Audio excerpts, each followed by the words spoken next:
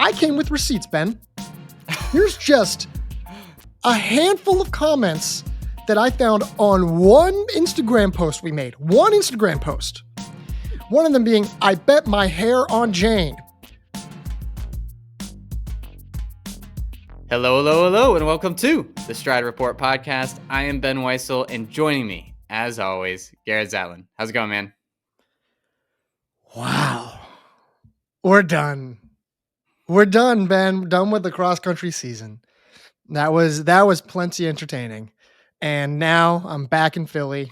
I get to celebrate my mom's birthday. And what does she want to do? She's like, I want to go to a Sixers game. So we're going to go to the Sixers game tomorrow. Nice. It'll be great.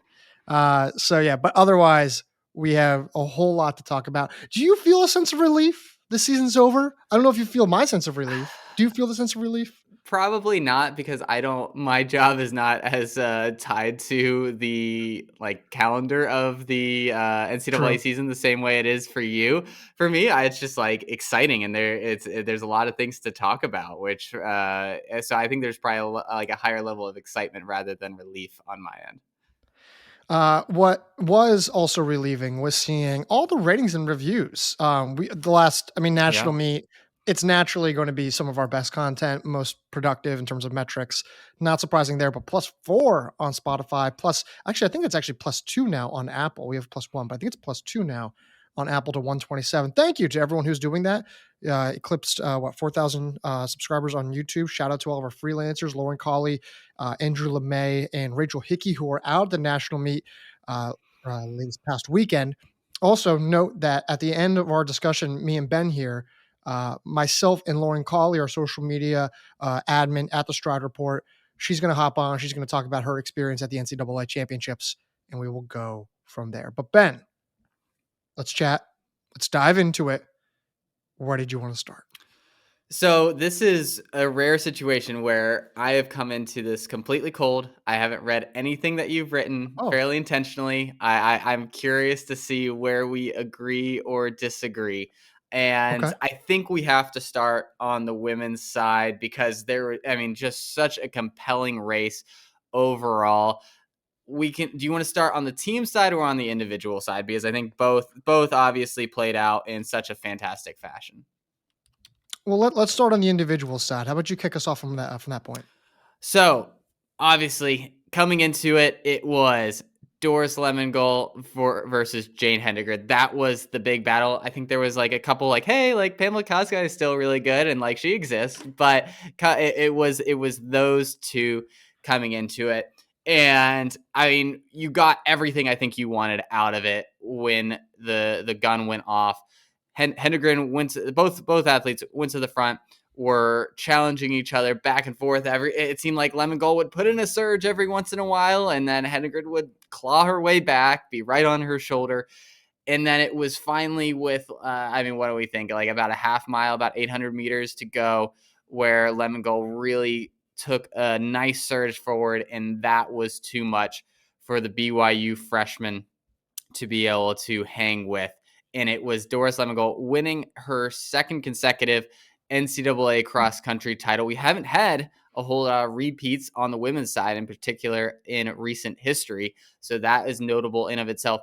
But for Hedengren, acquitted herself, I think, exceptionally well, ran head-to-head with one of the greats. And I think we should emphasize this, one of the greats, if not the greatest just NCAA runner of all time on the women's side. Lemngole's coming off of a 5th place finish at the World Championships in the steeplechase. This is the type of athlete we're talking about. And we had a American freshman go head to head with her.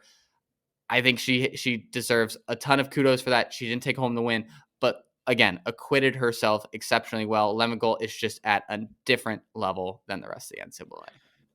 Yeah, Lemngole is just better.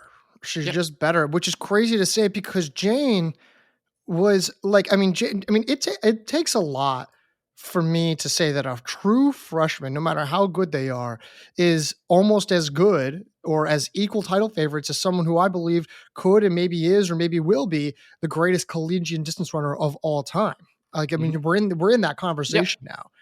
And I think like I'm a pretty reactionary guy. I like to think I'm actually like a bit more on the conservative side with, making predictions and times and when, these up and coming names are going to really make an impact. But from day one, you could see that Jane was really she was her, right? She was her.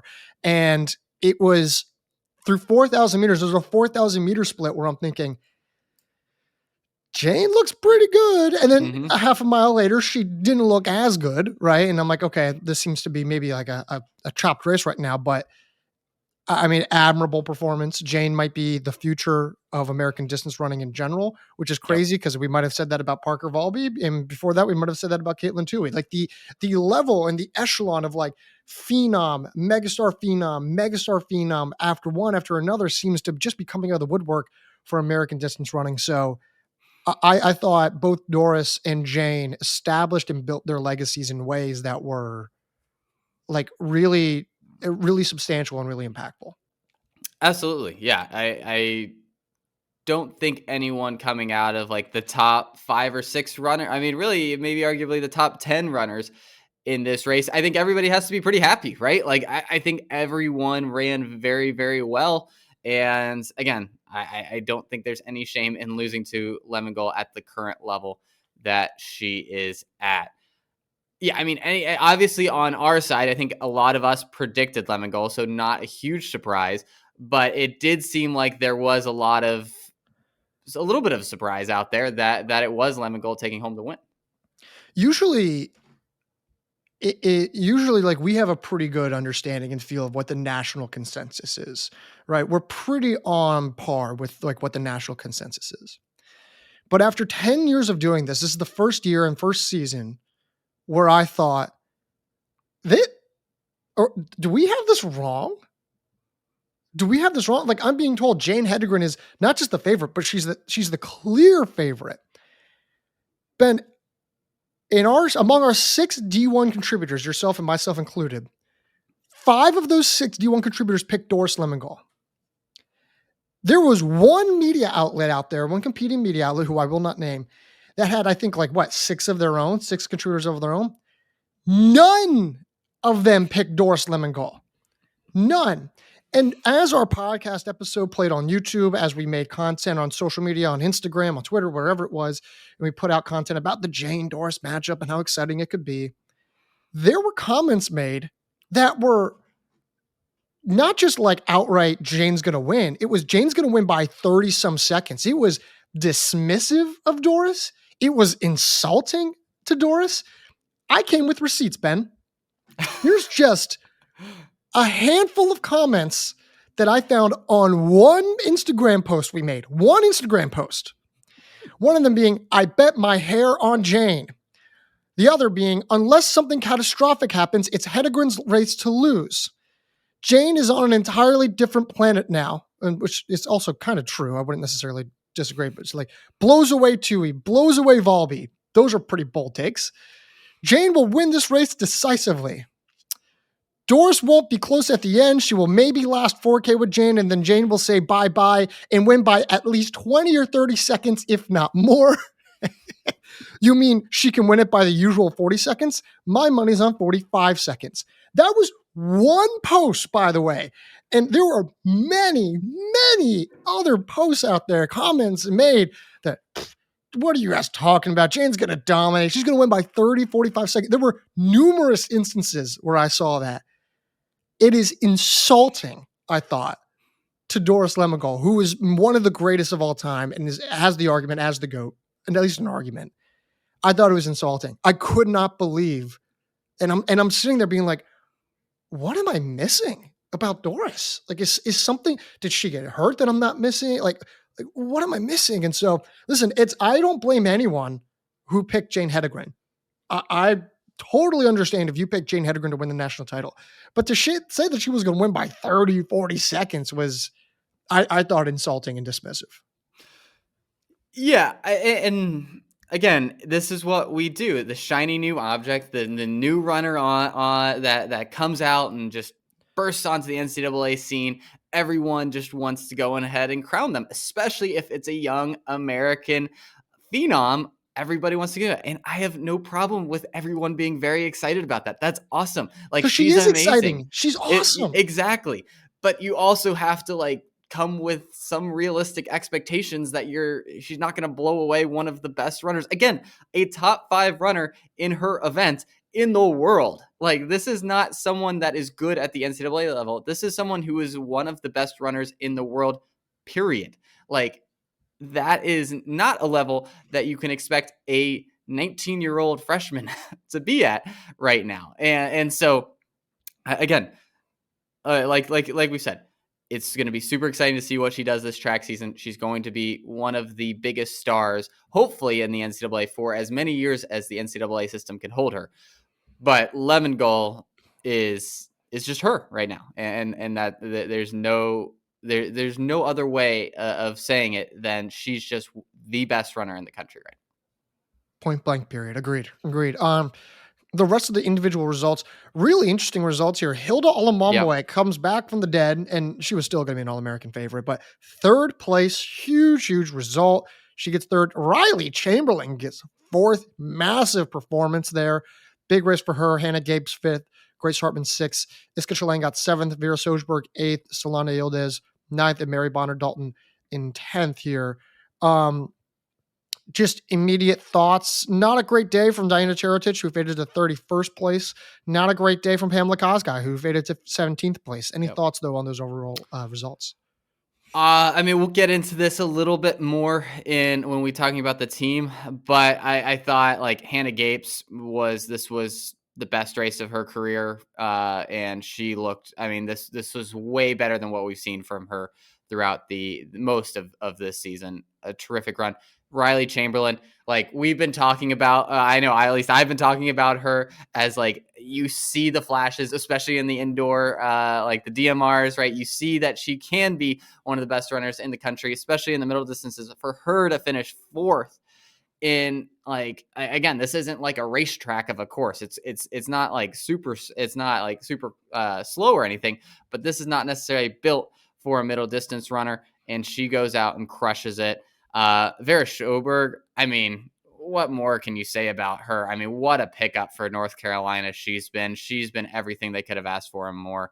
And Iska Chalain got kind of lost in the mix of like just all the new talent that's come into the NCAA. 7th place in her first NCAA championship. She looks like someone that's going to be a huge problem for years to come. Yeah, I mean, really, when you kind of look like outside of and when you look like in the top 20, like, yes, it was surprising that Chamberlain got fourth. Yes, it was surprising Hilda got third, right? Maybe a little surprising that Vera got eighth, a little surprising that Iska Chalain got seventh, but not super surprising. Maybe a little surprising that Sydney Vaulton got 13th, but we know that she's had this talent since she got 11th a couple years ago at the national meet, right? And like, yeah, like we said, Kosgei had a bad day, Church had a bad day, but like, it was all like you could at least see realistic avenues for a lot of these women in the top 20. Ali Zealand getting 21st, like that was pretty surprising. Noakes 23rd. These were like Aguaca getting 24th. These are all like surprising results, but not like dramatically surprising. And so I felt like we had a pretty good gauge here individually. Which runner are you happiest with as an All-American? Like if you're like, hey, I'm just happy for her. Oh, that's a good question. I think Angelina Perez, 33rd. Yeah. It's been a big breakout year for her and caps it off in style. 33rd place finish. I mean, again, came in with so much talent and it's being fully realized before our eyes right now. And that's just really exciting to see. I'm going to say Oregon's Delia Frias, 36th place, All-American. Really comes in as like one of the most impactful names in the country in terms of what she's been able to do. Was injured last year and even like at the beginning of this year. She was double booted from her injuries on both her legs. Like she was like had severe injuries and now she's a top 40 All-American. Has gone through 2 different transfers, a weird coaching change at UCLA. Well, she was going to go to UCLA, didn't go to UCLA. Yeah. Eventually went to Oregon. She's gone through a lot. She gets All-American honors. I'm very happy for her. Anything further on the individual side for the women?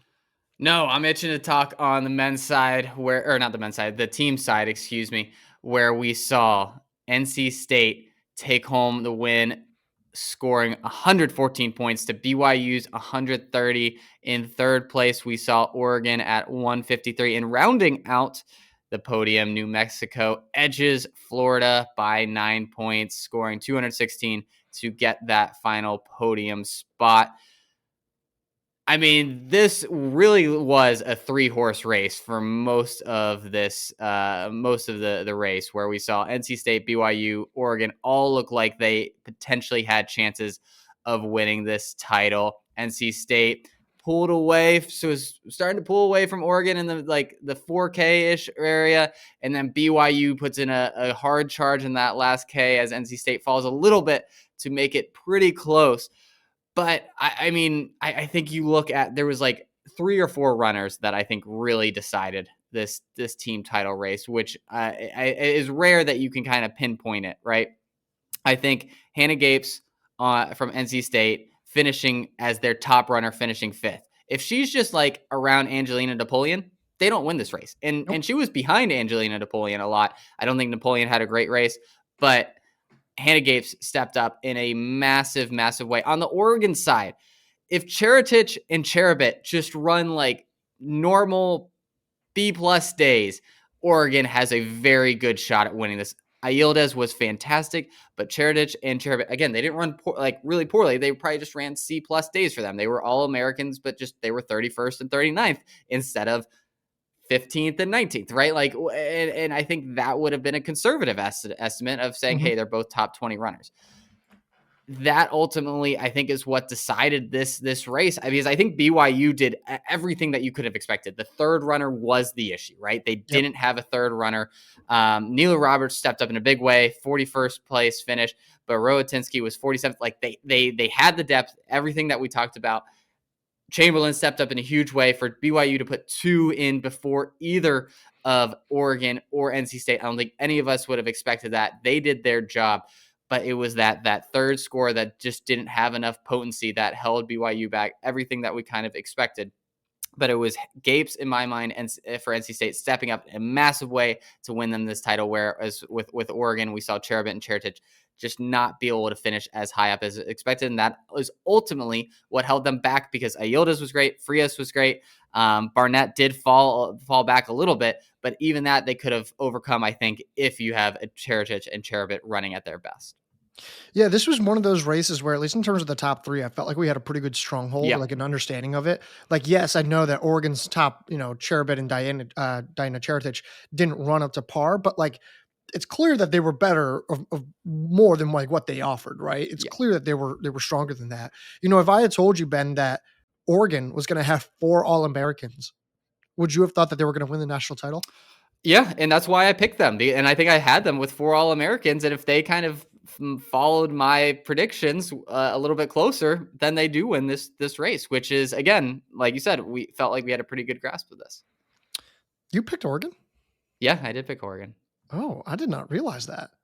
I don't think I realized that. Okay, I'm going back to double check. Let's talk about New Mexico. New Mexico women. Well, actually, first off, let's. I don't want to actually accelerate this. Let's talk about a little bit more NC State instinct here. Yeah.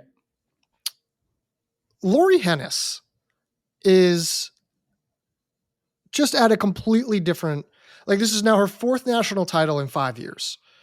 We're now talking about her among the all-time greats, among both men and women. And she, like, in a couple years' time, she might have an argument as the greatest collegiate coach of women, at least on the women's programs, ever. And now NC State brings back not 1, not 2, but all 5 of their scores from this lineup. I don't want to be overreactionary, but like, Hennis is creeping into a really interesting all-time conversation here and like, in the grand scheme of coaching, has a pretty long future ahead of her, right? Like, there's a very, very good chance that there is 4 or 5 more national titles in her future, depending on how the NCAA landscape evolves. But like, thoughts, reactions. Yeah, and the way that she's done it is pretty remarkable. Obviously, recruited a very high level of domestic recruiting, but you think about how well she's been able to incorporate a lot of these women from the get go. They don't win this championship without Sadie Engelhart finishing 51st and looking just rock solid as a freshman this entire year. You don't win this championship if you don't see Angelina Napoleon just take a massive leap forward this like entire calendar year, right? Grace Hartman, Hannah Gapes obviously had developed last year to what we're seeing now, but their development stories were fantastic. I mean, you go down the list and taking I mean, you obviously have the Caitlin Tuohys of the world that she had, right? And got a ton out of her. But you're taking athletes, you're not taking the Jane Hedengrens of the world and making them like top 10 runners, right? You're taking women who are coming with a lot of pedigree, but we've seen a lot of programs bring in all-star recruiting classes that ultimately just fall flat on their face and they aren't competing for national titles. She has been able the way that she's able to develop athletes, I think is it's her and it's BYU. Like those are the two programs that I feel like do it the best, right? And I really don't think anybody else is close because it's not like they brought in like a stud transfer or a stud international athlete to round out this lineup. This was all homegrown.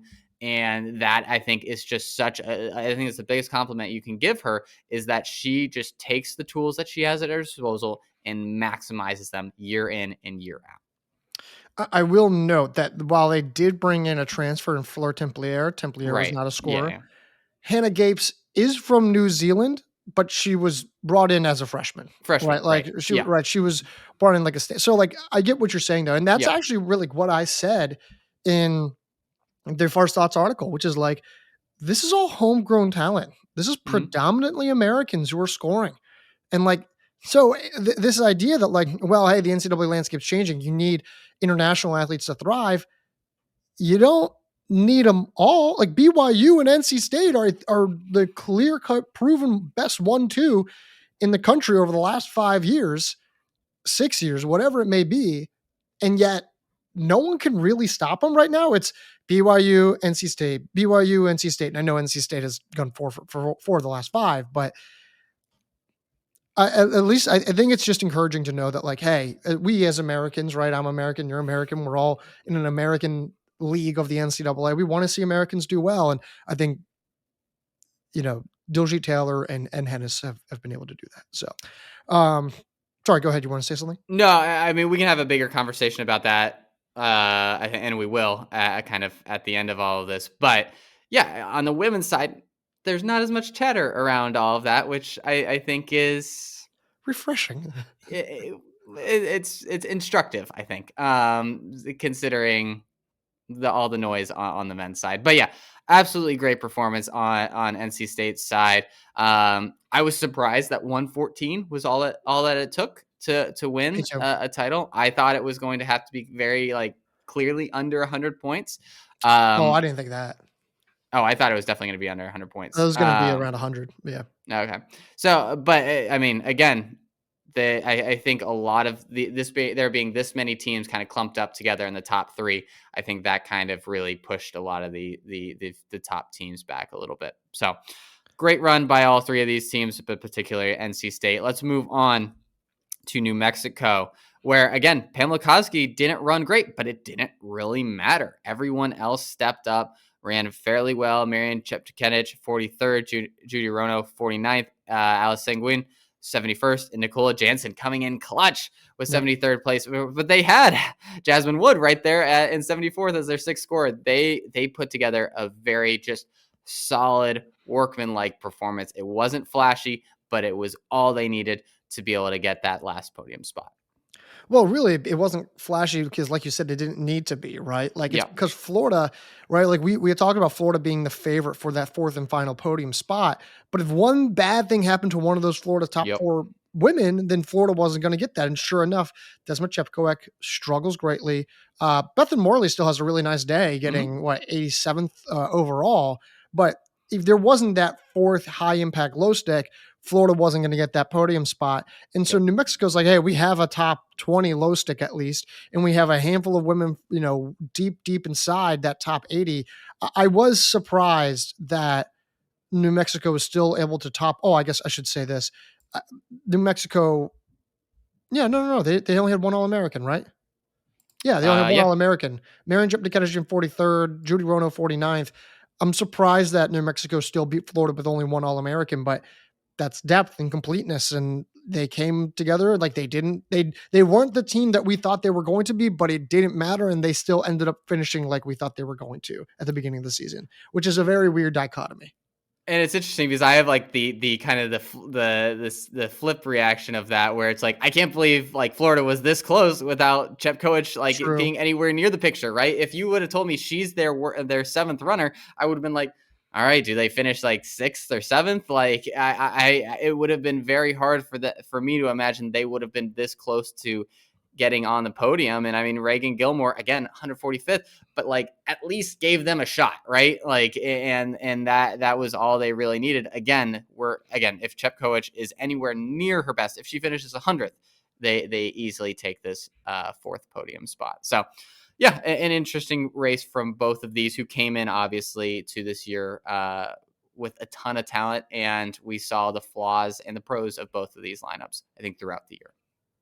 Going down the list, I mean, Ben, this is pretty chalk. This is about as chalk as it gets. I mean, really, when you compare to our preseason rankings, like the top four was the top four, albeit not in the same order that we expected. We have Florida ranked at 6th in the preseason. They were 5th. We had Stanford ranked 7th. They were 6th. Notre Dame, they were ranked 11th. They got 7th. Northern Arizona, we had ranked 5th. They got 8th. And then, of course, West Virginia, turns out they came in, recruited. Penn State with a great day, 10th overall, phenomenal. UNC surpasses expectations, 11th. But Iowa State really kind of being the one kind of team that was like, didn't really match expectations. They faltered to 20th, but I was a little surprised at how chalk it was. Yeah, I mean, Stanford. So just to go through, to go through a couple of these. Stanford in 6th. I mean, Bunnage didn't even have her best day, right? No. Finishes 30th. Kennedy was solid. Mina Scatcherd was really the one who stepped up in a big way. 44th place run. Awesome performance. Again, everything that you could have expected when she did transfer to Stanford, and everything you could have hoped for. Again, I will keep coming back to it, and I hate to keep harping on this, but like if they could have just had like A plus Riley Stewart day, this is a team that like is a lot closer to the podium. So overall, really, really good performance by Stanford. And then North Carolina, I mean, they were a tough team to gauge, and I was trying to look up and see exactly where we all predicted North Carolina.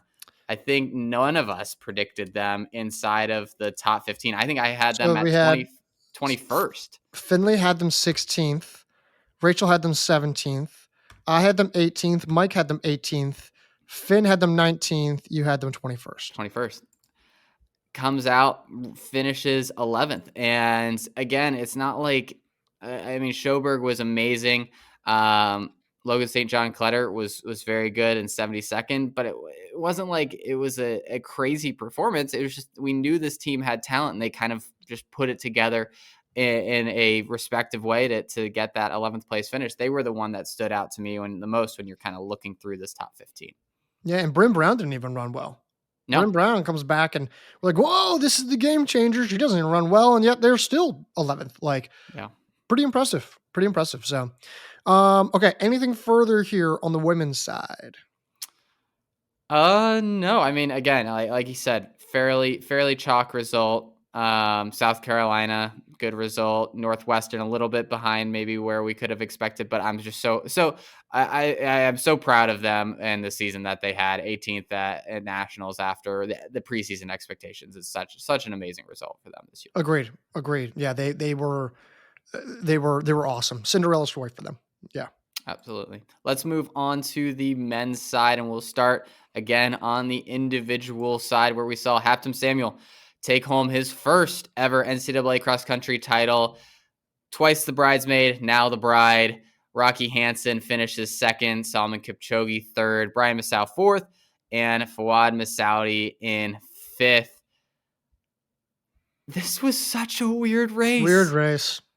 Weird And race. it was interesting because the commentators the whole time were like, "Oh man, they're jogging. Like they like there's this big clump together." And I'm like, "Yeah, there's a big clump together, but it's not like they're walking right now. I mean, they were through 5K in 14:25. Yeah, Like I'm glad you said that.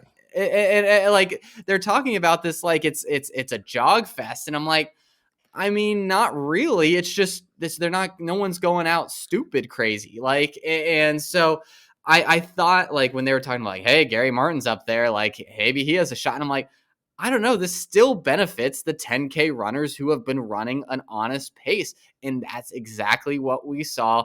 Habtom Samuel just puts in a beautiful surge with I want to say like I think it was like exactly 1 mile left. I think it was like Yeah, 1,600 I meters think you're left right.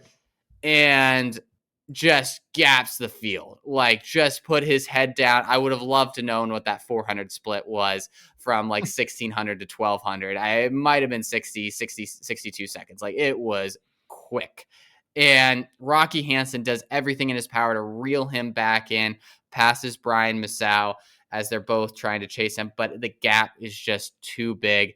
And Samuel, after looking like the class of the NCAA, for on the grass for years, finally gets that title that he I think very richly deserves. Yeah, very just deserves. I think is the perfect way to put it. I mean, he has his resume felt incomplete. It Mhm. felt incomplete. Like if I had told you, if you had lost this race, right, and let's say he then goes pro or whatever, right, and I'm sitting there talking about my kids, talking to my kids about like, hey, there's this guy named Habtom Samuel, and he was incredible, aerobically one of the most gifted distance runners to ever come through the NCAA. How many titles did he win? One. You'd be like, what? He won what? Well, surely one of those was cross country. No, it wasn't. It would feel weird. It would feel really weird. And And so, surely he has the 10K record on the track, right? actually, I think he does. No, he doesn't. His teammate. I thought Uh, I thought he beat Kipkirei. No, no, no, I no. think. Oh, you might be right. I think you're right. Yeah, I think you're right. Anyways, but yeah. So it's just it's one of those things where it's like he had everything. And funny enough, being known as an aggressive pace pusher, being known as someone who is known for leading fields, being known for running extremely fast times. And again, like you said, they still ran like Habtom ran 28:33. Like it's not like they were like jogging. 28:33 on a grass 10K course is really good. Um, so to think that despite all of what his skill set suggests, for him to like employ a basically a kick, a surge, a massive like anything that was like the antithesis of what his regular race approach is, I think that's just a beautiful dichotomy. Yeah, I was looking at his split from 8K to 9K. He ran 237, which As a again, split, yeah. Like so whatever that 400 was, it was at least 60 seconds probably. Like it wasn't any whoa, slower than that. So yeah, he was cooking. And again, Rocky Hansen, great race. Very similar story to like the Hedengren, like Lemngole kind of thing, right? Where it's like Samuel and I think Massow or certainly seen as the favorites. Rocky was like, hey, he should be able to hang with them, and he put together a great performance. Finally, like just showcasing the talent that we have seen flash so many times throughout his career, putting it all together at an NCAA cross country championships. It was great to see him finish second. And you can kind of say this is the same thing about Solomon Kipchoge. We hadn't seen him put it together at NCAA cross country championships after DNSing something last year. And this year he finishes third and really helps out his Washington State team.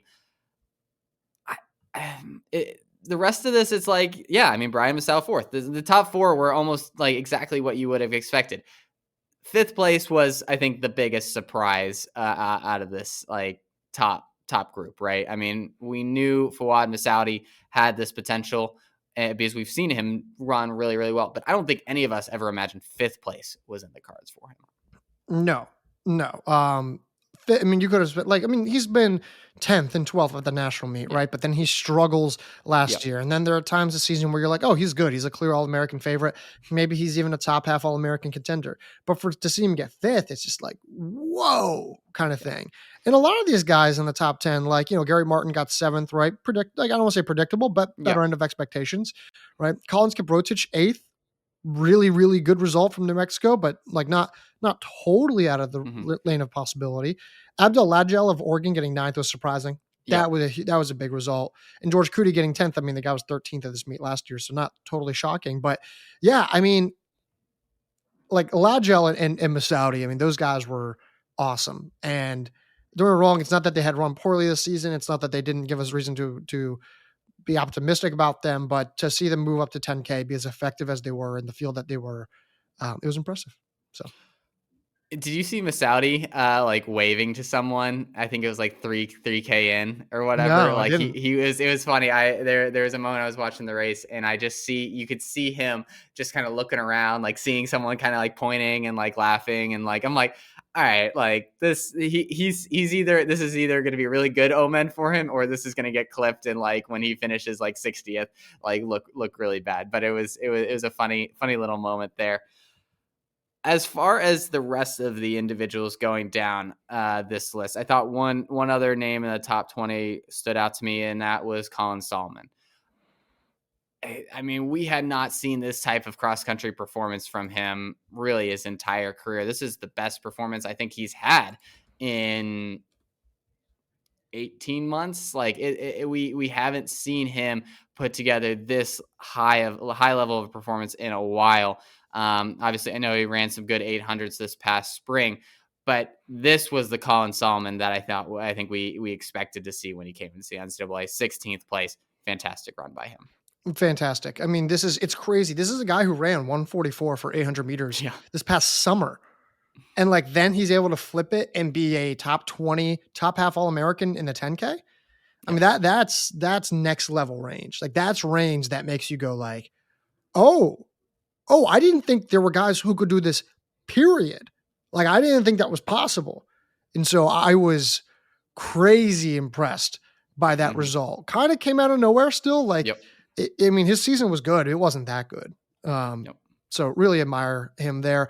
We can go through the rest of this. A lot of really surprising and impressive performances.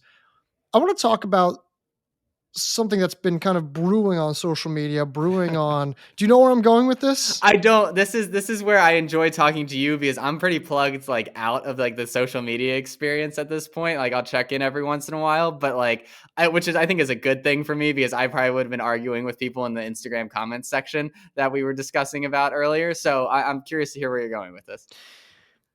There were it's been a thing that's been brewing on social media and messages and whatnot. A few articles have popped up. Even a buddy of mine, one of my good friends from back in DC, Connor, he texted me. He goes, "Hey, did you see this?" And it's a Bro Bible link. I was like, one, you read Bro Bible? Weird. Okay. But two, it's it's uh it's an article about how there were athletes cutting the course in cross country. Oh yeah, Guys who were like going over insane. like the white bounds, guys who were going in between and out of hay bales. There are clear instances of this happening. Like it's there's no It was question about it. obvious in real time. I'm watching this and I'm like, uh, what is happening right now? How is this being allowed to happen? So Theo Kaler, I want to say a former Wake Forest runner and now an editor at Runner's World, wrote an article about this. They reached out to the NCAA, eventually got a comment which he said via tweet, which was the NCAA confirmed that no one was DQ'd and no protest was filed. Yeah, NCAA. Like, I'm not blaming Theo for this, but to the Yeah. NCAA, I want to be like, yeah, no shit. Like, like I don't, of course, like, so Well, and I of course, no was. one filed a protest because there was like you could There's have so many, DQ'd right? someone Like, on your team. Like yeah, they're like it, who was going to protest that because like it was happening to like it seemed like every team had at least one guy in there. that has got to be fixed. There's gotta be more officials. There's gotta be more definitive lining. Like, there's gotta like, you just have to fix that. Why That don't you can't just happen. have like the fence with like that's what they normally have like some yeah, Oh, just like the having lines and like yeah, yeah, yeah. just the lines with like the plastic like wrapping, like what I mean, you see that all the time, right? I mean, Yeah. it doesn't. It's not a hard or expensive thing to do. You just for an NCAA championship seems like something that would be a good idea to ensure the integrity of the most important race of the year. Also, in the NCAA, it's not like they were gonna go back and, like, revise and be like, "You know what? You" like, they don't wanna invalidate their championship, right? But, like, For a mistake that they made, that they is made. Yes, particularly, that yeah. they made, right? Now, also, if you're the athlete, hey, don't cut the course, man. And we'll get to this in the team title stuff, but there was some negative effects of people trying to cut the course when it came to falls and other things like again, like I when I was seeing it in like the first loop, I was like, all right, I kind of get it. There's 200 people trying to make a turn. It's either maybe move out a little bit out of the way or potentially get tripped up and trampled. Yeah. I Alright, don't fine. don't love it, Right. but understand it more. The second and third time through, we're like, what are we doing here? Like there's no reason for you to try to do this. And I honestly, I don't think it's giving you that much of a benefit to run through thicker grass, potentially get tripped up by a hay bale, having to jump over hay bales. Just run on the course. Just it was like such a glaring thing you're seeing in the broadcast, and that I think they even mentioned it a couple times because again, it was just so painfully obvious. Yeah, it was. It was, and I'm even going back watching this, the replays as you're speaking here, and watching these guys blatantly cut off. Like it I don't know. I can keep going and going on this. There's nothing that's going to be done. It'll probably be addressed in the future, I imagine, or I hope. They Um, have to. They yeah, have to. They would have can't. to. They can't. Again, I think Missouri course looked great. I think it was The a course was great awesome. NCAA course. Awesome course. They did a great job hosting. It's beyond me why they think the hay bales would have been an adequate enough, like Well, I lining of the think course. I imagine they're also just like, well, surely people will understand to stay inside the course, right? Like, I don't know. Like, if I'm a runner, I'm like, okay, well, yeah, don't go over the side. It's Yeah, just I mean, come on, like, yeah, I running in some of these. This always happens. Like if there is an opportunity for you to like get out of like the crowd and like save yourself some running sure, like distance, it's always gonna happen. And it's not necessarily like a conscious decision in some cases. Sometimes it's just like instinct. You see a path, you sure, go. Like, totally. and so I'm not necessarily like now it's not some. I'm sure I did it like at some point during my career, but like But not again and again and again and again. but Not yeah, for more just than like 3 strides, right? Like, right. But just make it not an option. Like that's make it a course. Don't make it a right. field. Like there, it's one thing, like you said, it's one thing to like step out, try to get a position, get a couple strides, and then move back to the pack. There are guys who are just blatantly for an Yep. entire curve running inside it, right? It's one thing to just step in and try to get your footing. It's another thing to Yep. just cut it entirely. So, um, okay, enough about that. Let's move on to, unless you had anything more on the individual side. No, no. Yeah, I think that was about it. Let's move on to the team side where we saw Oklahoma State dominate in a similar fashion to 2 years ago. They are back on top of the NCAA. 57 Mm, points scored, topping what they did 2 years ago, which I don't think we ever no, really thought we were going to see anybody no, top that, right? Or they no, they got were 40. They have 49 oh, the points. 49. Sorry, I thought they had 61 for whatever reason. No, Not topping it. 57 points, though. Absolutely incredible performance going 4, 5, 6, 12, 30 in the points scored. I mean, just an absolutely ridiculous performance. New Mexico putting down one of the best performances we've seen in a decade as well, scoring 82 points. They went 1, 8, 13, 20, 51 in the place in their final places, led by Habtom Samuel. And the other contender was Iowa State, who finished third with 158 points. And it was due to some falls. We saw Sanel Misando. was it? Well, them scoring 158 points. Not that they lost. The Sanel Misando one certainly took them out of any chance of finishing second. but their firepower up front was not as good as Oklahoma State's firepower. And I think this was one thing that the Big 12 championship kind of laid bare is, hey, it seems like Oklahoma State has a higher level that they can get to True. if they're firing on all cylinders. And that's exactly what we saw happen. I mean, we mentioned Masao and Massaudi going 4-5, but Dennis Kipnigenich was 6. Guadia, one of the biggest X factors coming in, Mm-hmm. runs and finishes 12th. And it was interesting. I don't know if I'm sure you did I think it was in Jonathan Galt's article how he was talking to Dave Smith and they were saying, hey, Ryan Shoppy, just hang back a little bit. Don't go out super aggressive. Laban Kip Kemboy is going to go for it, right? He's gonna be with that top group. And hey, if we need you, we'll let you know when to start moving, right? And Kip Kemboy falls hard back in the last couple of K. And it's Ryan Shoppy who just ran such a nice race, just progressing up, started 104th, finishes 34th. I mean, he's had a lot of good DMR performances, but I struggle to think any more impactful performances than his 34th place finish this weekend. Fantastic run for him. Across the board, fantastic. So LeBron Kipkemboy actually messaged us on Instagram and mentioned how he was actually like hit in the stomach, like as Oof. someone tried to go down. And so like he was like they knocked the wind out of him basically. Yeah. And so that's ultimately why. But so I'll be hand up. I picked Iowa State. And I was the only one of our writers to pick Iowa State. Everyone else picked Oklahoma State, and rightfully so. The reason I did that is because I didn't trust Goedia and Shoppy. Mm-hmm. History said that they weren't going to run well, or at least they weren't going to run at an All-American level. And if that happened, I thought, okay, Iowa State, they get a guy in the 2 guys in the top 10, which didn't happen. Maybe a few things can happen. Iowa State just didn't run well, but No. I just thought there was a lot of vulnerability there that Iowa State didn't have. And I was wrong. Oklahoma State Goedia, is 12th is insane. Yep. He's been, if you look at his resume on TFers, the performances that he have, are just all over the place.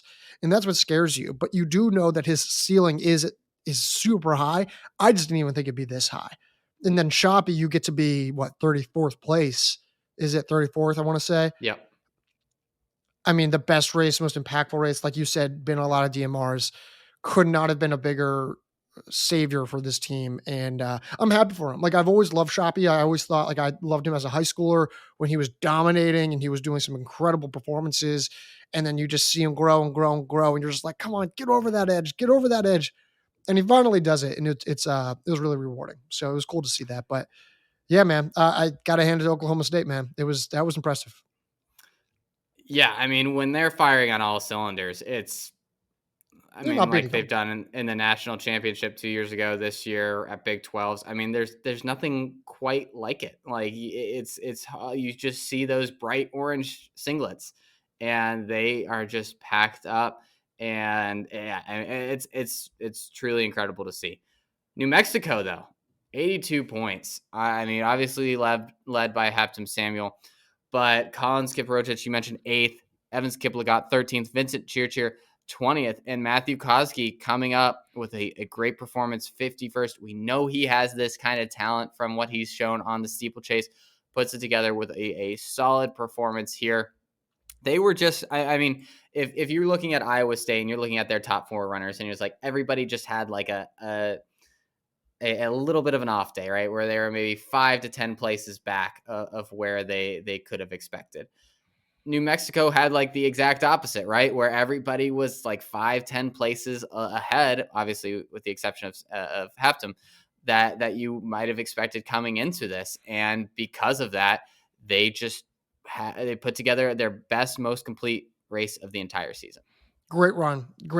I thought like this is, they were just prepared and it showed, right? Mm-hmm. Like it was great firepower. It felt like they really mimicked their Nutty Cone performance in a big way in terms of how they fared from there to here. Great run. Thought Kazi could have even been a little bit better. But yeah, overall great run from them. And Darren Gosling should be proud. Syracuse, 4th place. So I'm going to skip over Iowa State because we already talked about them, but Syracuse, 4th place. I think a lot of us had actually picked Syracuse to get on the podium. And turns out we had even said, like, hey, they may have lost to Virginia ACCs, but we really like, how they could fare in a larger field. And sure enough, that's what happened. In fact, 4 of our 6 writers picked Syracuse to be on the podium in that 4th place spot. I was one of them. Ben was not a big deal. And five actually predicted on the podium because Rachel had them 3rd. That's right. So Rachel I was the lone person without them on the podium. That's right. But great run from them. Peter Walsdorf getting 37th to be an All-American was crazy. Yeah. Where did that come from? Sam Lawler ran well, Asaf Ferrari, Benny Anderson. Like, really nothing about this team was dramatically different other than Walsdorf being an All-American. It was really, really impressive. Happy for them. We were high on them. Do you remember how at the beginning of the season, how I said, hey, I really like Syracuse, and then we just didn't reflect that in their preseason ranking? That's on me. But yeah, impressive stuff by them. Very happy for them. Well, and this just goes to show you can podium with this kind of lineup. You don't need Lawler was a great low stick, but he's not like a top 10 low stick, right? If you put together just consistent performers, top 100 performers, you can put together a team that, hey, if everything breaks right and all these guys have good days at NCAAs where they're, instead of top 100, they're all top 60 guys, top 70 guys, then you have a shot. And that's exactly what we saw from Syracuse. So I love that you can go from like this top heavy structure of like Iowa State and then one position behind them. You see a very complete lineup that Syracuse put together to get that last podium spot. And behind them in 5th was, I think, one of the teams that we knew the least coming into this race. And that was Oregon, who, through 4 runners, went head to head and was beating Syracuse, was right there with Iowa State. They just did not have a 5th runner, but their big guns stepped up in a huge way. We already mentioned Abdul Lajel was fantastic, but Aiden Smith, Simeon Beerbaum, Michael Morales were all fantastic. They just needed someone to step up in that 5th spot, and they would have been on the podium. But, I think an overall fantastic run for the Ducks. Great run. This is what we've been waiting for and hoping to get out of Oregon. And sure enough, this is the Aiden Smiths, the Birnbaums of the world are coming through. It's the new names, the transfers, the Morales and the Lagels of the world really making an impact. They're probably more complete than what they showed. They're definitely more complete than what they showed. And so, yeah, I was really, really impressed. Thought that they ran exceptionally well. And, we'll be interested to see how they kind of rebound in the future, right? Like, they lose Lagel and they lose Morales, but can you rally the troops enough to get someone else back there? And I'm sure they'll land a big transfer, whoever it may be. So yeah, it'll be interesting, but yeah. And Schumacher needed this. Like, we needed to see, as much as Schumacher needs anything, obviously he's forgotten more about running than any of us will ever know. But like, he needed a good performance to kind of show some progress with this, especially this men's unit. And in 5th place, certainly is that performance. Agreed. A lot of critics, and it's Oregon, right? Like, there's going to be critics. Like, I've been critical. There's high expectations. Yeah, as there should be, right? And this is a step in the right direction from where they've been. Next year, you got to get on the podium, though. Like, you got a lot of returners, a lot of impact names. Get on the podium, and I think they will. So, absolutely. Rest of the results here: Alabama 6, great season. Isn't it funny? Yeah. The 1 year where they're the most stable, less firepower, but the most stable, and they get 6. Yep.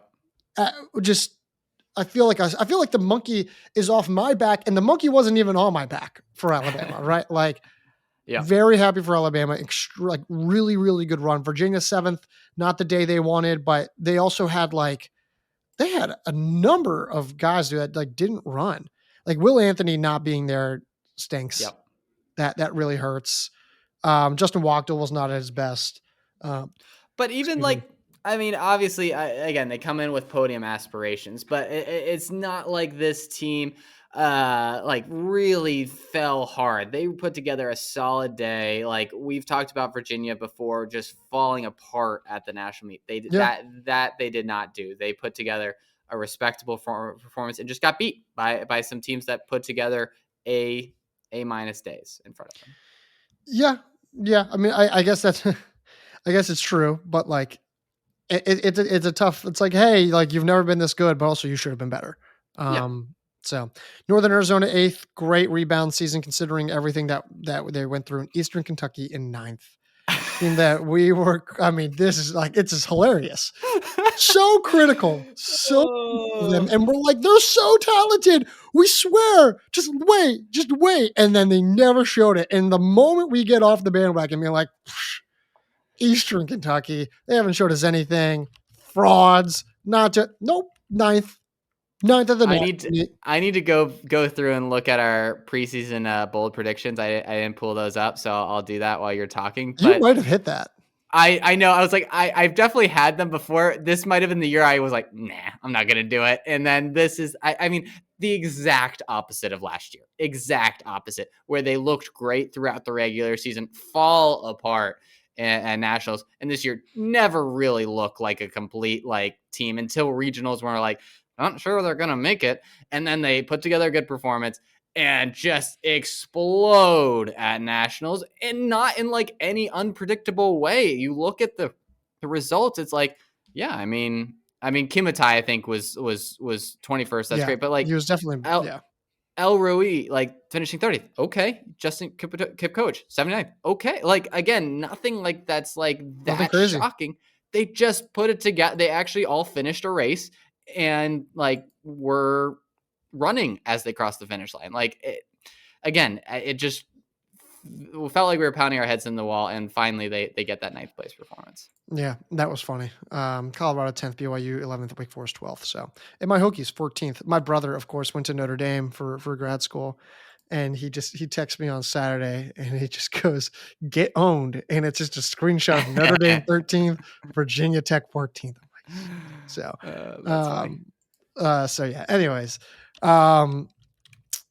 let's before we wrap up here, before we move on to Lauren's chat here, there were some interesting comments made, and I think it would be dismissive of us. It would not be fair of us to just ignore this conversation. Mm-hmm. So in a recent Desert article, BYU coach Ed Eyestone made some comments about international recruiting and things of that nature, which were then responded by Oklahoma State coach Dave Smith in a quite damning manner. Ben, how about you have the quotes in front of you. How about you take us from there? Yeah, so I will let me pull this up from Ed Eyestone. So he said, and I quote, "Some coaches have decided to take a shortcut by taking foreign talent. Many are older and developed. I always felt I'd be embarrassed to have 7 foreigners on the team. The NCAA is definitely the way we develop talent in this country." Obviously, I'm sure that ruffled a lot of coaches' feathers.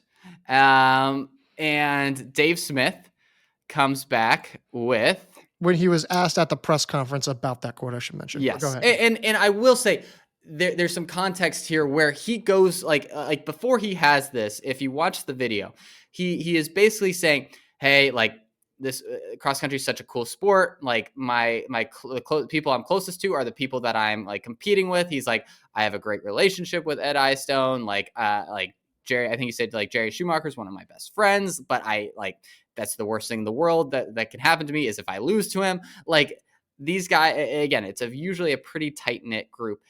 And he mentions that, but then he follows that up with, if someone does not like a rule or doesn't like the situation in the NCAA, don't be about it.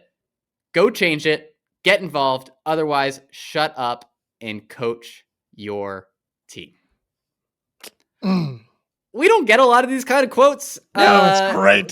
Following this sport. So it is, I mean, we're going to talk about it, about what they're talking about, but just very interesting to see like cross-country coaches that are pretty understated, not trying to make headlines, make some pretty explosive headlines with both of these comments. Yeah, I was like, yes, more. Whatever that meme is of like the Star Wars, Yeah. more, and that's what I wanted. Listen, I think we've spoken about this last year, actually around New Year's when we did like a mailbag episode. We've Yep. spoken about this last year, but it seems important now more than ever to discuss it again. The fact of the matter is this: the NCAA is changing. There's NIL opportunities, right? NIL and more budgeting. That NIL money is then being effectively siphoned to recruiting agencies who are then recruiting international athletes to come in, get an education, and so on and so forth. Um, I have always said personally that international athletes, I don't mind. International athletes have been in the NCAA for decades, decades upon decades. The only difference is that now it's just a little bit more prevalent. The challenge, however, is the age. I have a challenge. I have a problem with the age, right? The age, like when I see Solomon Kipchoge, who I believe is 29 now, when I see him cross the line and someone tells me he's a sophomore, I go, eh, like really? Like that's what we're doing? The age thing I have a problem with. And that's why I find it like a bit ironic that Ed Eyestone of all people is the one. Now I think he's actually. I will say this in Eyestone's defense, he really more spoke about the influx of international names taking away opportunities from Americans, right? Which is I think one thing. So, but I was also like, that's the one. It's an interesting quote for this person to for that quote to come from. That's an interesting source. So, I've always said I don't mind internationals. I think internationals make the NCAA better. I've also said this specifically. I don't blame the athletes. I don't blame the No. coaches. Yes, I don't blame the coaches. I know what do you mean you don't blame them? They're the ones. Okay, I was talking to someone about this. If you're an accountant and your boss comes to you and says, "Hey, would you like an assistant, an intern?" You get them for like they're it's all in our budget. You can pay them. It's within our budget. They will help you immensely. They are more than qualified and they will help you reach your goals, which will help you get your bonus quotas. Oh, and by the way, it's all well within the rules. Do you want it? Is that accountant supposed to say, no, thanks. I'm going to make it hard on myself for no reason in particular. If it's in the rules, it's legal and everything's going fine. Why would they say no? This falls on the NCAA and it falls on compliance departments. Like this falls on them to fix this and to address the age specifics specifically. Now, internationals, we can, that's something that I think is an even separate conversation. But that's just my take. The conversation around this has just gotten really weird. It's gotten ugly. And I don't like wading into these waters because it just is like damned if you do, damned if you don't, right? Yep. Obviously, I think one point that I like to make in this conversation, and Ed Eyestone mentions like in the article, he mentions like this really disincentivizes American talent to be able to go and get a scholarship somewhere. I don't really think that's true. Like I think there's certainly some athletes, and I probably would have been one of those athletes. You don't get as much scholarship money. Now, does that mean that I'm not going to run at all? Maybe it just changes the place that I'm going to go run at. And again, there's knock-on effects to that. But what we've seen is the best like group of American talent come through the NCAA in the last 5 to 10 years, be the most pro ready and able to like score and medal at world championships and Olympics. We're not far removed from Cole Hawker winning a gold medal at the Olympics, coming off of his experience at the NCAA. I think it is obviously the level's gone up, and international athletes are a big part of it.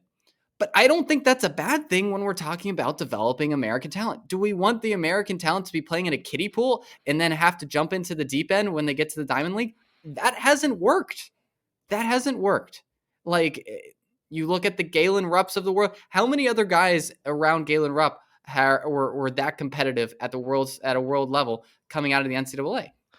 Well, here's the counter to this. I think what people will say is like, okay, but we're not talking about world title contenders, right?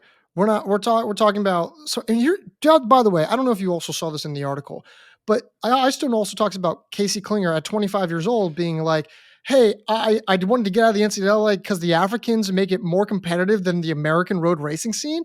I'm like, first off, does anyone as good as Casey Klinger leave the NCAA to be like, I want to be a great road racer?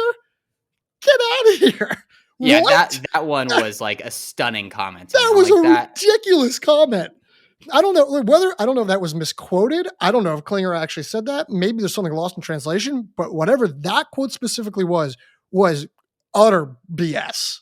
That was ridiculous. I agree. That's like one of the bigger things that I disagreed with. And it's not like, again, Ed Eyestone's had international athletes, right? Like this is it. And they maybe weren't African, which that's in that. And this is again, why they were Canadian. But that's my point is like, it feels like, again, this conversation is a little weird where it's like, it feels very targeted to one group of internationals. We're not talking about the Australians. We're not talking about the Brits. We're talking about the Africans. And part of that reason is the Africans are amazing. They just took up 23 out of the 40 men's All-American spots. Notice no one's putting out any stats on the women's side, like we talked about. Good point. Seems like we're being very selective on what we're choosing from to advance your argument, right? So it just feels a little strange to me. Now, again, I think Nick Willis put out some tweets that I thought were interesting in terms of like, hey, can we get rid of like this like middle level of companies where you're just paying people to pluck athletes out? And it just feels a little icky right around that. And I don't disagree with that at all. Can we have some kind of limit in terms of, hey, there's only so many like international athletes that you have to, again, incentivize bringing in more and developing more homegrown talent. There's a lot of professional leagues that do something similar to that because they're trying to develop their domestic talent pool. I'm not opposed to that necessarily. But again, this conversation just feels very like heightened and intense in a way that it doesn't feel like it needs to be. They're like you said at the beginning, all these coaches are playing within the rules. They're not doing anything wrong. I think it's down to the NCAA side of figuring out what's the best way that we can go about this. And like the USATF should be a part of this conversation as well. Like, are they concerned about the American pool of talent? And again, like I've kind of laid out, I don't think they are. I think they're probably pretty happy with what the pool of talent that they're getting coming out of the NCAA. But I think that's the conversations that we need to be having rather than like trashing a particular athlete or trashing a coach, as you mentioned. Like that is not productive in the slightest. It's always entertaining. It's always entertaining, right? It's like I like what you said. Damned if you do, damned if you don't. It doesn't matter what your take is.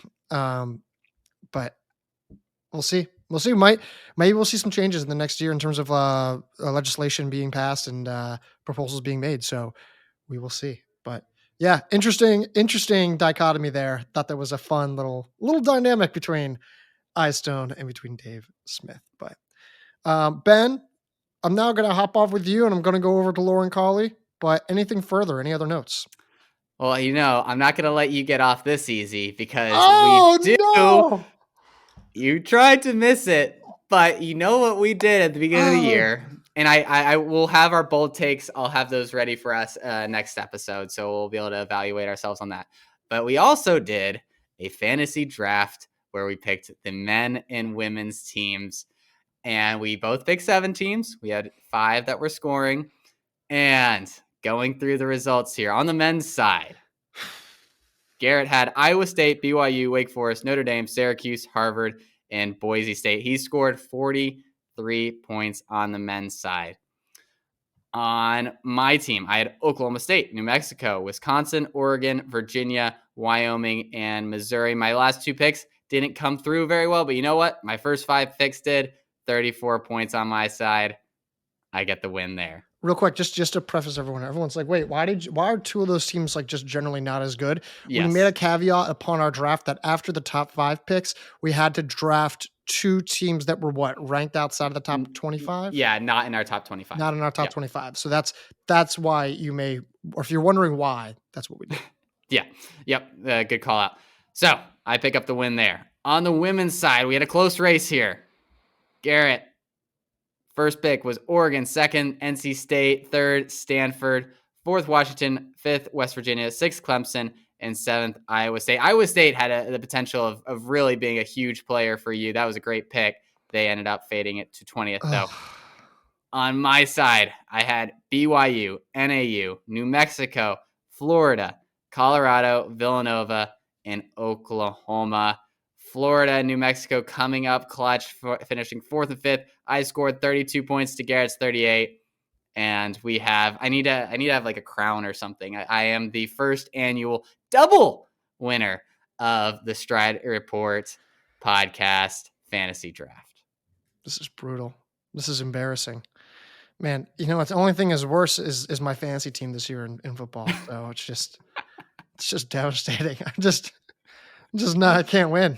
Can't win. I'm just making a point to call this out because I don't get to do this very often. Normally, Garrett is very right, and he gets to take the victory laps. This time, I'm taking a nice, full, slow victory lap here winning you're twice. Power walking through this, yeah. But yeah, that's all I got now. I just needed to make sure we got that. All right, Ben. All right. Well, in the meantime, if you haven't already, go check out YouTube, go check out Apple, go check out Spotify, go check out all of that. We'll, of course, be having end of season awards, a lot of post-national recap on the site. We're going to have Lauren even made like a vlog. It's actually like a little fun vlog from the national championships, talking about going behind the scenes. Go check that on YouTube. Tons of post-race interviews on YouTube as well. And of course, we now have to start shifting our attention to the indoor track season. BU's not far away. Not far away at all. But Ben, until next time, I'll talk to you. I'll talk to you. All right. I am now joined by none other than TSR social media admin, Lauren Cawley. Lauren joined us in February? March? Yeah, it's been almost a year now. Yeah, it'll be a year in February. A year in February. Yeah. Lauren has been a superstar for us. She has just absolutely killed it on all of our social metrics, in some cases more than doubling some of our metrics that I already thought were pretty good. And she has completely revamped that. If you see more of a increased social presence, YouTube, Instagram, wherever, she is the reason. And she was also the one who went to the NCAA XC Championships along with Andrew LeMay and Rachel Hickey. Lauren, first time on the pod. How are we feeling? Good. I'm excited that I finally got invited after all this time. Such an honor.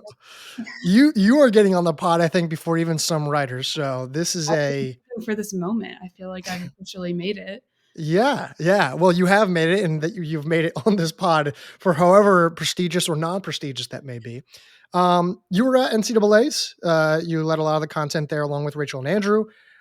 We just want to chat 10, 20 minutes just to see kind of, how your experience was.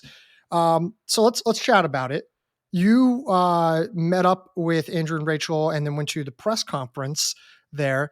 Talk a little bit about the press conference. Obviously, I think the big takeaway there was some of the comments made from Coach Dave Smith of Oklahoma State in response to Ed Eyestone and BYU and his comments made in that Desert article regarding foreign athletes.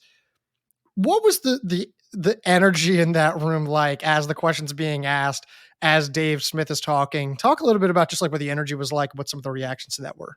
Yeah, it was interesting. I myself kind of was like, oh wow, like he was getting really heated. Whereas like when the Oklahoma State kids that got suspended from the team got brought up, it was very just like it was Iowa State, no? Iowa State. It was just like, yeah, they broke team rules, yada yada, like that's about it. But then yeah, when it got to Oklahoma State, things got very heated and everybody kind of like took out their phones, like make sure they were like people that weren't recording were like let me make sure I get this. There was another question for BYU. I think it was Let's Run that asked about like some of the BYU women's workouts, and Coach Taylor was like, where are you guys getting my workouts from? Like what's going on? And it's kind of the same thing. Everybody's like, oh man. But yeah, it was great. That was my first press conference. So it was like super cool to experience that. I thought it was awesome. Wait, so let's go back to that. Taylor was upset that people were leaking her workouts? Yeah, apparently. I believe, yeah, the Let's Run guys were sitting right behind me, and somebody asked about a specific workout, and she was like, "Who is leaking my workouts?" Or like, who has my workouts? Who's giving out my workouts? So I don't know what that was about, but then she answered the question. I just remember I think I was like editing a video on my phone and I heard her get like upset. She was like, "Who is telling everybody my workouts?" And I was like, "Oh man." So there was like a couple like small heated moments. It was pretty like what you'd expect for the most part, just like very general answers, except for those two. So yes, it was good. It was very, yeah, but it was very heated with the whole like BYU Oklahoma State foreign athletes drama. So And who was the one who asked Dave Smith that question initially? Do you remember? Do you that know? was Let's Run as It well. was Let's Run. Okay, Yeah, cool. I think so. Yeah. Yeah, because they were sitting right behind me and they were the ones that were asking the more like spicy questions, I Hey, feel. yeah, hey, which we appreciate. It's I good was journalism. surprised So, that the Iowa State suspensions didn't come up earlier. It actually came up a lot later than expected. But yeah, you could tell he was prepped for that question. He was kind of just like same thing. Like I can't give any information. It's just suspension. Like that's all I'm gonna say. Um, yeah, Coach Dave Smith was not holding back when that question came. He was like ready for that, and then he went and won. So there you go. there you go. And they went out and won.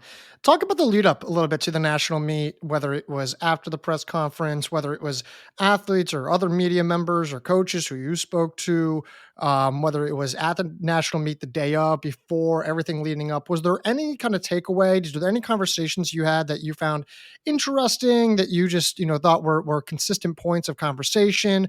Were there anything along those lines that you saw that was like, okay, hey, this is something that we should monitor, whether it's the course conditions, whether it's someone's tactical race approach, whether it's a certain battle? Were there anything like that in your lead up to the national meet? Mostly like course conditions because we had gone there the day before and we saw how muddy it was, and then it was talked about a lot in the press conference with some teams saying like it didn't matter, some teams saying it did. So that was the real like thing that we were focusing on the most, I think, to see like how that was going to be the next day. It ended up being much better than the day before, but other than that, not really. We went to the flow track event. Shout out to them for putting that on. That was awesome. Got to like talk to them, and I don't really think there were any. I didn't talk to any like coaches there or anything. But yeah, it was a good lead up. I was a little nervous because I've only covered NCAA track, so I mean I've covered enough cross country to know that like it was going to be hectic. Like you just have everybody flying down like into the media zone at once between two races, so it's like it's very hectic compared to track season. Um, but yeah, that's about it. Um, as the race with Jane and Doris unfolded, and you among spectators is there, it felt from, at least from an analyst side, at least from my perspective, that Jane was viewed among the national consensus as the heavy favorite, despite maybe myself and our TSR writers disagreeing largely. Um, what was your like a energy? What was the energy you were getting from the crowd, from the spectators, from others around you as Doris begins to pull away and takes over Jane to win that title? I think there was a lot of shock, but also not at the same time. Like I kind of even talked about in the vlog that just went up, like I did think Jane was going to win, but I also kind of was talking about how like I truly just like didn't know how the race was going to play out. Um, and I don't know if you saw, I didn't see, but I know that Jane had fallen at some point. I didn't see that part, but I knew that she had slipped or something. So a lot of people were talking about that, and I didn't see that happen, but people were kind of saying like, yeah, Jane may have slipped, so like people already knew that it was probably going to be Doris. But I myself noticed that Jane, obviously, this is the first time she was being tested with Doris, but like you could just tell she looked like she was exerting so much more energy than normal. She usually looks so smooth and like effortless, and I could tell like she was really really pushing.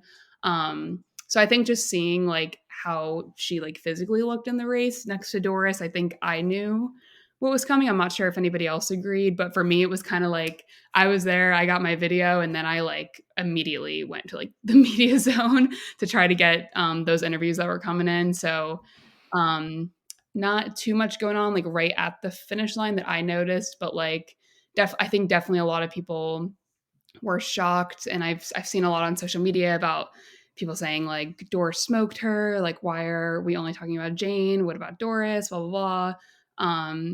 So yeah, definitely like a bit of controversy after the race, I think, but yeah, I mean, I can't say I'm shocked that Doris won. Like I definitely think Jane had it in her, but I feel like yeah, it by the way that the race looked, like you could tell that she was going to take it. She just is so strong.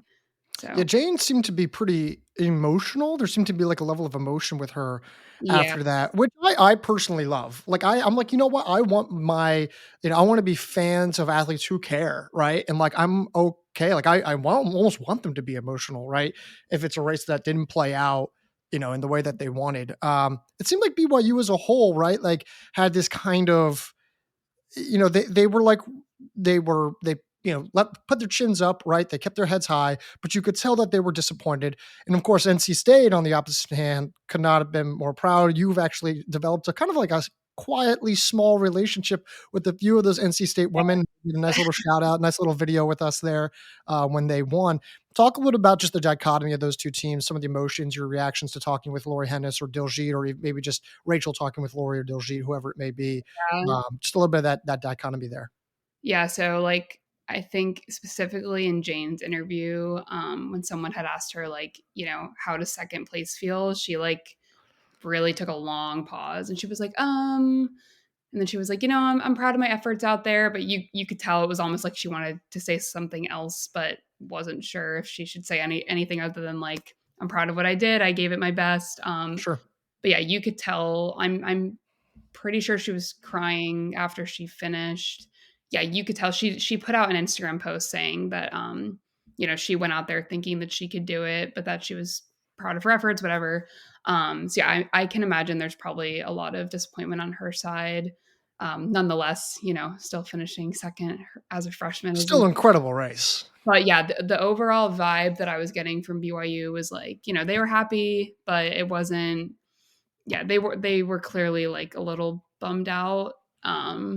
It just the vibes were like kind of meh, especially from Jane's side. Like I couldn't really tell what she was thinking. Like you could tell she was upset. She's proud of herself, but I think she really thought she was gonna win. So yeah, I mean, when all the NC State and BYU girls were like going up and hugging each other, that was like good vibes. But yeah, BYU just kind of seemed like they were like okay with what happened, I guess. You know what I mean? Sure. So yeah, that's what I saw. But definitely I kept thinking about like that one question that Jane got when she kind of like paused for a second and was like, I'm proud Yeah. of my efforts today. It's like, what did she really want to say, I admire that she's, it's an emotional moment. It's so much just happened. She's just trying to keep everything in check. And I don't blame her for just taking a pause and being like, let me just collect my thoughts here. I mean, it was an emotional day for, I think, just a lot of people in general, both highs and lows. And yet it's hard not to root for her. Like you want to root for her. So, It's good um, to have her. Obviously, she was finally tested with Doris, and I think it probably taught her a lot about like how she races. And she said in her post something like, "With 600 to go, my body was just completely done." Like, I'm sure she took I'm sure she took a lot away from the race that is beneficial. So yeah, it was awesome. It was awesome to see. Cool. Cool.